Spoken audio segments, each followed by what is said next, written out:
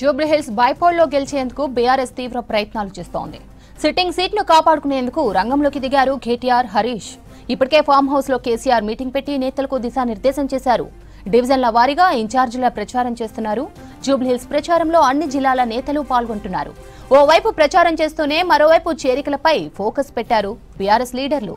ఇక దీనికి సంబంధించిన పూర్తి సమాచారం శ్రీనివాస్ అందిస్తారు. శ్రీనివాస్, సిట్టింగ్ సీటు నిలబెట్టుకునేందుకు బీఆర్ఎస్ వ్యూహాలేంటి?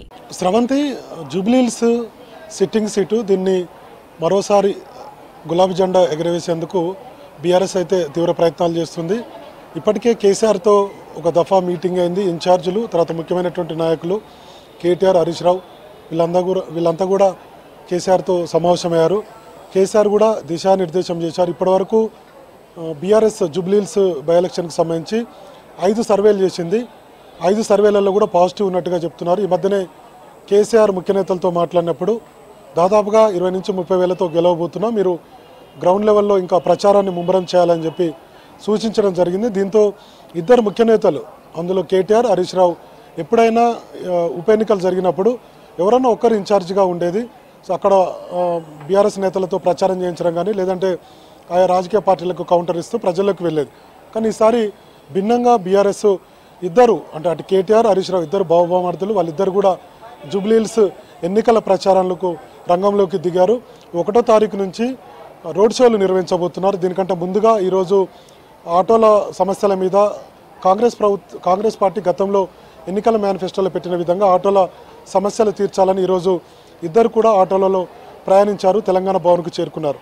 ఇక మరోవైపు అక్కడ జూబ్లీహిల్స్లో ఉన్నటువంటి స్థానికంగా ఉన్నటువంటి హోటల్ యాజమాన్యాలతో సమావేశం అవుతున్నారు. ఇంకొక వైపు వడ్డెర సంఘం నేతలతో సమావేశమయ్యారు. ఇట్లా ఒకవైపు ఏమో సామాజిక వర్గాల వారిగా, తర్వాత ఆయా సంఘాలతో సమావేశం అవుతూ, మరోవైపు అన్ని జిల్లాల ముఖ్య నేతలను కూడా ఇప్పటికే జూబ్లీహిల్స్లో బీఆర్ఎస్ మోహరించింది.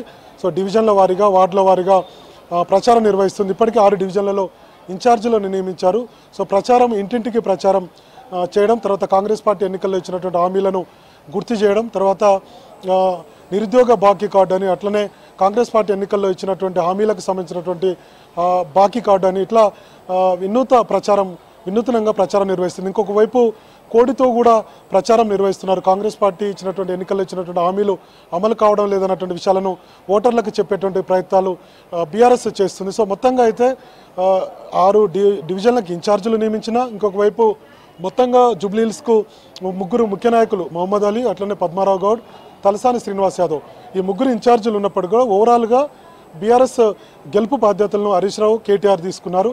ఇందాక మనం చెప్పినట్టుగా స్రవంతి, గతంలో ఒక్కరు ఇన్ఛార్జిగా ఉండే హరీష్ రావు కానీ కేటీఆర్ కానీ ఇన్ఛార్జీలుగా ఉండి అక్కడ గెలుపు బాధ్యతలు తీసుకునేవాళ్ళు. కానీ ఈసారి మాత్రం కొంత బీఆర్ఎస్లో జరుగుతున్నటువంటి పరిణామాలు కావచ్చు. గతంలో 2023 ఎన్నికల్లో ఓటమి తర్వాత ఈ మధ్య జరిగినటువంటి పార్లమెంట్ ఎన్నికల్లో కూడా ఘోర పరాజయం చెందిన తర్వాత ఖచ్చితంగా జూబ్లీహిల్స్ సిట్టింగ్ స్థానాన్ని తిరిగి గెలుపొందాలంటే ఖచ్చితంగా కొంత గ్రౌండ్లోకి వెళ్ళాలి, ముఖ్యమైనటువంటి బలమైనటువంటి నాయకులు ప్రచారం నిర్వహించాలని బీఆర్ఎస్ అనుకునేది. అందులో భాగంగానే కేసీఆర్ ఈ మధ్య దిశానిర్దేశం చేశారు. అందులో భాగంగానే ఇద్దరు నాయకుల్ని, కేటీఆర్, హరీష్ రావుని రంగంలోకి దింపారు. ప్రచారం నిర్వహిస్తూ ఓటర్లని తమ వైపు తిప్పుకున్నటువంటి ప్రయత్నాలు చేస్తున్నారు. ఇంకొక వైపేమో కాంగ్రెస్ బలమైనటువంటి అభ్యర్థి ఉన్నారు.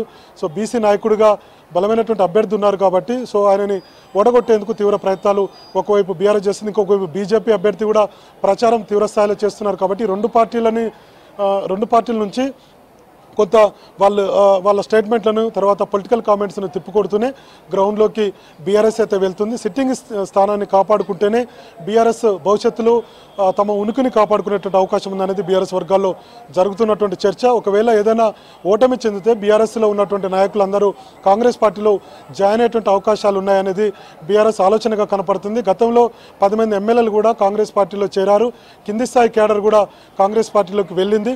సో ఇప్పుడు చావో రేవో అన్నట్టుగా బీఆర్ఎస్ పరిస్థితి ఉంది. కాబట్టి ఖచ్చితంగా జూబ్లీహిల్స్ బై ఎలక్షన్లో గెలిచి తీరుతూనే పార్టీ మనగడ ఉంటుంది. భవిష్యత్తులో క్యాడర్, పార్టీలకు వెళ్ళినటువంటి క్యాడర్ తిరిగి రావడం, లేదంటే ఉన్న క్యాడర్ కొంత నిలదొక్కునేటువంటి అవకాశాలు ఉంటాయి.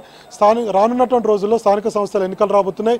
ఇంకొక వైపు జిహెచ్ఎంసీలో ఎన్నికలు కూడా రాబోతున్నాయి. కాబట్టి జూబ్లీహిల్స్ బై ఎలక్షన్ని గెలిచి తీరాలి, లేదంటే ఖచ్చితంగా పార్టీకి కొంత నష్టం చేకూరేటువంటి అవకాశాలు ఉంటాయని భావించినటువంటి బీఆర్ఎస్ నాయకత్వం, కేసీఆర్ కానీ, కేటీఆర్ కానీ, హరీష్ రావు కానీ, మిగతా మిగతా ముఖ్యమైనటువంటి నాయకులు మాజీ మంత్రులంతా కూడా బీఆర్ఎస్ ఈ జూబ్లీహిల్స్ ఎన్నికల్లో గెలిచేందుకు ఎట్లాంటి ప్రయత్నాలు చేయాలి, ఏ విధంగా ప్రజలకు వెళ్ళాలి, ఓటర్లను ఎట్లా ఆకట్టుకోవాలన్నటువంటి అంశాల మీద ఎక్కువగా దృష్టి సారిస్తున్నారు. అందులో భాగంగానే ఓటర్ల యాజమాన్యాలు, తర్వాత ఆటో డ్రైవర్ల సమస్యలు కావచ్చు, లేదంటే స్థానికంగా ఉన్నటువంటి సమస్యలు కావచ్చు, తర్వాత కాంగ్రెస్ పార్టీ ఎన్నికల మేనిఫెస్టోని అన్ని అంశాలను ఓటర్లలోకి తీసుకువెళ్ళి తమ ప్రయత్నాలు అయితే గెలిచేందుకు ప్రయత్నాలు అయితే చేస్తుంది. మరి చూడాలి, బై ఎలక్షన్ ఇంకా ప్రచారం కొనసాగుతుంది, సమయం దగ్గర పడుతుంది.